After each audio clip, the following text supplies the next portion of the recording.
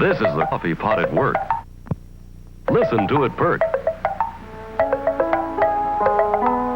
Look at the coffee as it gets darker and stronger. I'm sipping that Gucci, I'm dripping that Gucci. They want me to stop, but I cannot go through with it. I got the crew and they no backing off. I'm about to brew it, I'm back with the sauce. Yeah, all black, everything, including my babies. Hey, this ain't no gentrification, bro. Take it how you take it. Take it black. Take it black. We gon' take it. We gon' take it. We gon' take it. We gon' take it back.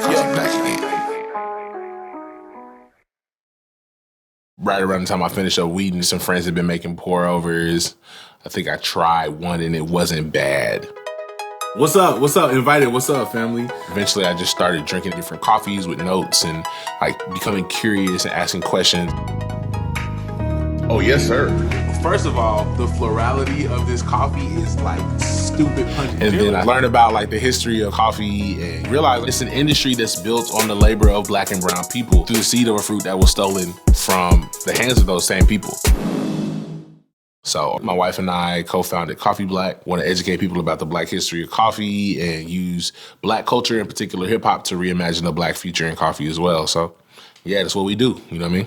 Coffee, now a multi-billion dollar industry, was discovered in Ethiopia.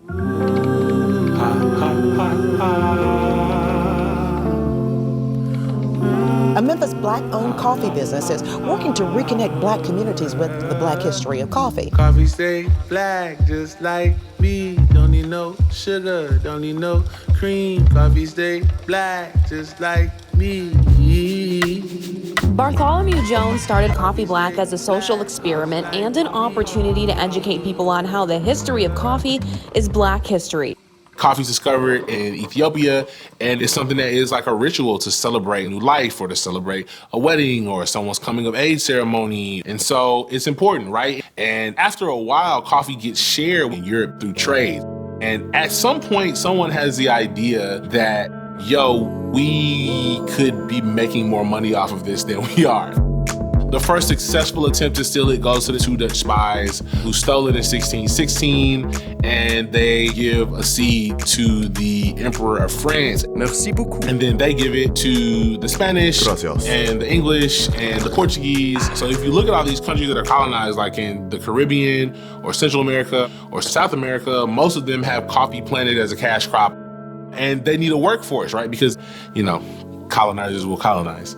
So, yeah, they went and got West African slaves.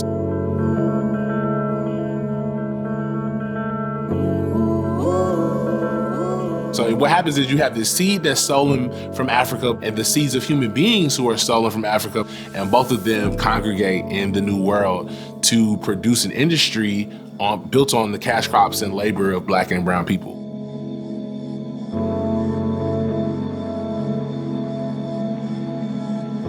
And it grows into a $200 billion industry. So it's the most profitable thing on the planet after oil. And then modern day colonialism, which we can say is gentrification, is also heavily associated with coffee shops. So we feel like if this good, which was historically black and brown, can be used to displace black people, then it can also be used to disrupt the systems of oppression that affect black people today. Good evening, everyone. We're coming on the air with the latest on the wave of protests and unrest taking place at this hour across the country. Outrage at the death of George Floyd, an African-American man. We have some deep, soul-searching work to do as a country to stop this from happening over and over and over again. Families of Eric Garner, Ahmaud Arbery, and Michael Brown in Houston to show their support as the family of George Floyd laid their loved one to rest. And until we know the price for black life is the same as the price for white life, we're gonna keep coming back to these situations over and over again. I see the light, I know the sun gon' shine. No second chances, gotta take what's mine. If you can see the world through my eyes, you see a lot of pain, a lot of lies. You gotta give it every breath and fight till ain't nothing left. But until I remember when I used to live my life captive, thinking to myself this could never happen. Coffee is Black history. My name is Renata Henderson. I am the COO of Coffee Black. In February 1968, In Memphis, Tennessee, some 1,300 sanitation workers began a strike. This wasn't an ordinary strike. Somewhere I read that the greatness of America is the right to protest for rights. Coffee was always something I did with my granddaddy. And he had a big thermos he would take to work with him every day when he was working sanitation, full of coffee. And grandfather went to marches with Dr. King for the sanitation strike in '68. You are reminding not only Memphis, but you are reminding the nation that it is a crime for people to live in this rich nation and receive starvation wages. And so standing up for our rights and knowing our worth was always a legacy. That's never been a question for me.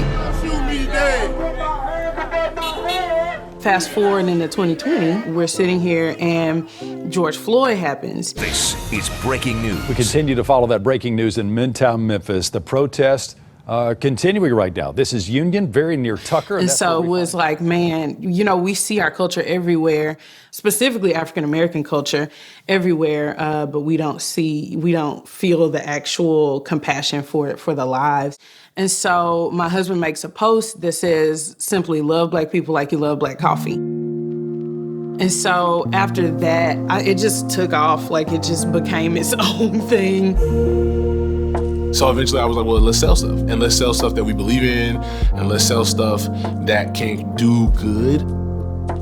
And so what are the products that a person who's experiencing this Black experience with coffee, where coffee is a way to reconnect with identity, with culture, with community, with God, with humanity, with creation. If coffee's all those things, like what would it sound like?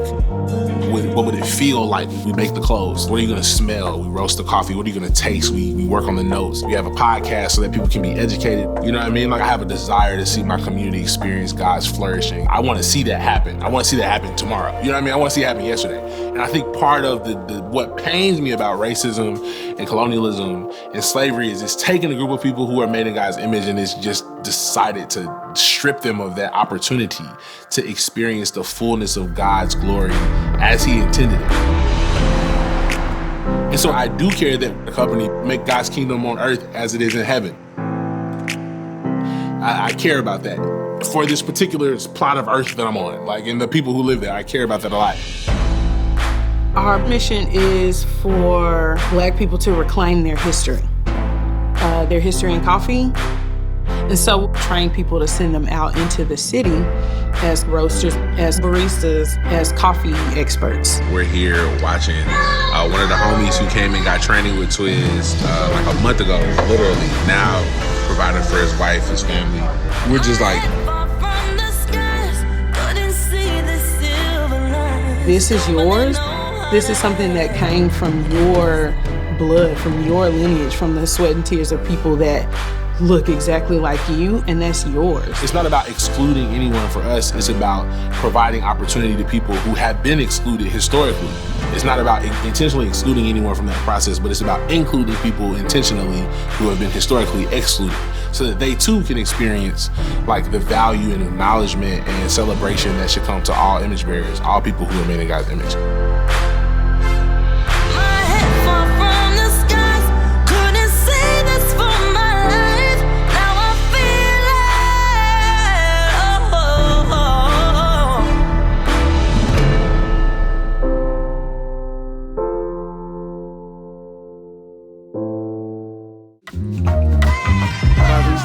Black, just like me. Don't need no sugar, don't need no cream. Coffee stay black, just like me. Don't need no sugar, don't need no cream. Coffee stay black, just like me.